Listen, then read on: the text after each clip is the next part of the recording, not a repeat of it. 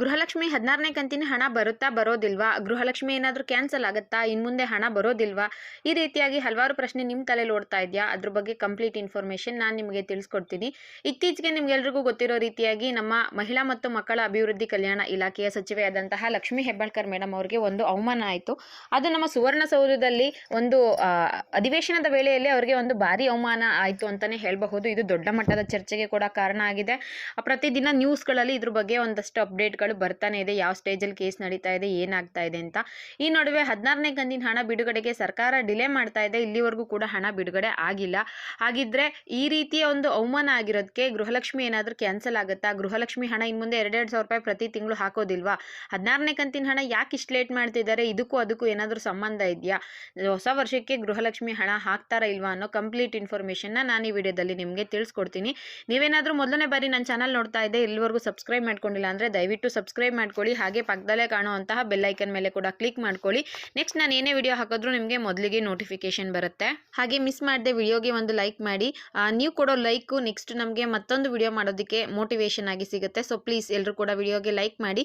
ಇನ್ನು ಗೃಹಲಕ್ಷ್ಮಿ ವಿಚಾರವಾಗಿ ಬರೋದಾದರೆ ನೋಡಿ, ಲಕ್ಷ್ಮೀ ಹೆಬ್ಬಾಳ್ಕರ್ ಮೇಡಮ್ ಅವರು ಇತ್ತೀಚೆಗೆ ಬೆಳಗಾವಿಯಲ್ಲಿ ನಡೀತಿರುವಂತಹ ಸುವರ್ಣಸೌಧಕ್ಕೆ ಸುಮಾರು 25 ಜನಕ್ಕಿಂತ ಹೆಚ್ಚಿನ ಮಹಿಳೆಯರನ್ನ ಕರ್ಕೊಂಡು ಹೋಗಿದ್ರು. ಗೃಹಲಕ್ಷ್ಮಿ ಹಣ ಪಡ್ಕೊತಾ ಇದ್ದಾರಲ್ಲ ಅಂತಹ ಮಹಿಳೆಯರನ್ನ ಕರ್ಕೊಂಡು ಹೋಗಿ ಅಧಿವೇಶನ ಯಾವ ರೀತಿ ನಡೆಯುತ್ತೆ, ಗೃಹಲಕ್ಷ್ಮಿ ಹಣನ ನಾವು ಯಾವ ರೀತಿ ಬಿಡುಗಡೆ ಮಾಡ್ತೀವಿ, ಯಾವ ರೀತಿ ಪ್ರೋಸೆಸ್ ಇರುತ್ತೆ, ಜನಗಳ ಖಾತೆಗೆ ಯಾವ ರೀತಿ ಇದು ಬರುತ್ತೆ ಅಂತ ತುಂಬಾ ಸಡಗರದಿಂದ ಸಂಭ್ರಮದಿಂದ 25ಕ್ಕೂ ಹೆಚ್ಚಿನ ಮಹಿಳೆಯರನ್ನ ಕರ್ಕೊಂಡು ಹೋಗಿ ವಿಧಾನಸೌಧ ತೋರಿಸಿ, ಅದರಲ್ಲಿ ನಡೆಯೋ ಅಧಿವೇಶನಗಳನ್ನ ತೋರಿಸಿ, ಆ ಗೃಹಲಕ್ಷ್ಮಿದು ಪ್ರೋಸೆಸ್ ಏನಾಗುತ್ತೆ ಅದನ್ನೆಲ್ಲ ಕೂಡ ತೋರಿಸಿ ತುಂಬಾನೇ ಖುಷಿ ಪಡುವಂತಹ ವಿಷಯವನ್ನ ಅದರಲ್ಲಿ ಶೇರ್ ಮಾಡ್ಕೊಂಡಿದ್ರು. ಒಂದು ದೊಡ್ಡ ಮಟ್ಟಕ್ಕೆ ಅದನ್ನ ತಲುಪಿಸೋ ಪ್ರಯತ್ನ ಕೂಡ ಮಾಡಿದ್ರು. ಅದ್ರ ಬಗ್ಗೆ ನಾವು ಲಾಸ್ಟ್ ವಿಡಿಯೋಗಳಲ್ಲಿ ಇನ್ಫಾರ್ಮೇಷನ್ ಕೂಡ ಕೊಟ್ಟಿದ್ದೀವಿ ನಿಮಗೆ, ಅದು ಯಾವ ರೀತಿ ಪ್ರೋಸೆಸ್ ಆಯಿತು ಅಂತ. ಅದಾಗಿ 2-3 ದಿನಕ್ಕೆ ಮತ್ತೆ ಅಧಿವೇಶನ ಏನು ಕಂಟಿನ್ಯೂ ಆಗ್ತಾ ಇತ್ತು. ಆ ಟೈಮಲ್ಲಿ ಲಕ್ಷ್ಮೀ ಹೆಬ್ಬಾಳ್ಕರ್ ಮೇಡಮ್ ಅವರಿಗೆ ಒಂದು ಅವಾಚ್ಯ ಶಬ್ದದಿಂದ ನಿಂದನೆ ಕೂಡ ಮಾಡಲಾಗಿದೆ. ನಮ್ಮ BJPಯ MLC ಆದಂತಹ CT ರವಿ ಅವ್ರಿಗೆ ಮತ್ತು ನಮ್ಮ ಲಕ್ಷ್ಮೀ ಹೆಬ್ಬಾಳ್ಕರ್ ಮೇಡಮ್ ನಡುವೆ ಒಂದು ವಾಗ್ವಾದ ನಡೆಯೋ ಸಂದರ್ಭದಲ್ಲಿ CT ರವಿ ಅವರು ಲಕ್ಷ್ಮೀ ಹೆಬ್ಬಾಳ್ಕರ್ ಮೇಡಮ್ ಅವ್ರಿಗೆ ಒಂದು ಅವಾಚ್ಯ ಶಬ್ದದಿಂದ ನಿಂದನೆ ಕೂಡ ಮಾಡಿದ್ದಾರೆ. ಇದು ದೊಡ್ಡ ಮಟ್ಟದ ಚರ್ಚೆ ಆಗ್ತಾ ಇದೆ. ಲಕ್ಷ್ಮೀ ಹೆಬ್ಬಾಳ್ಕರ್ ಮೇಡಮ್ ಅವರು ಪತ್ರಿಕಾಗೋಷ್ಠಿಯಲ್ಲಿ ಕಣ್ಣೀರು ಕೂಡ ಹಾಕಿದ್ರು. ಇದೊಂದು ಬೇರೆ ವಿಚಾರ, ಇದು ರಾಜಕೀಯ ವಿಚಾರಕ್ಕೆ ಸಂಬಂಧಪಡುತ್ತೆ. ಅದ್ರ ಬಗ್ಗೆ ಜಾಸ್ತಿ ಎಕ್ಸ್ಪ್ಲನೇಷನ್ ಬೇಡ ಅನ್ಕೊಂತೀನಿ. ಬಟ್ ಈಗ ಮಹಿಳೆಯರಿಗೆ ಅಥವಾ ಯಾರಿಗೆ ಗೃಹಲಕ್ಷ್ಮಿ ಹಣ ಬರ್ತಾ ಇತ್ತೋ ಅಂಥವ್ರಿಗೆ ಒಂದು ಟೆನ್ಷನ್. ಗೃಹಲಕ್ಷ್ಮಿ ಹಣ ಬರ್ತಾ ಇದೆ, ಆ ಡಿಪಾರ್ಟ್ಮೆಂಟ್ನ ಮುಖ್ಯಸ್ಥೆ ಆಗಿರುವಂಥವ್ರು ಲಕ್ಷ್ಮೀ ಹೆಬ್ಬಾಳ್ಕರ್ ಮೇಡಮ್ ಅವರು. ಮಹಿಳಾ ಮತ್ತು ಮಕ್ಕಳ ಕಲ್ಯಾಣ ಅಭಿವೃದ್ಧಿ ಇಲಾಖೆಯ ಸಚಿವೆ ಕೂಡ ಇವರೇ.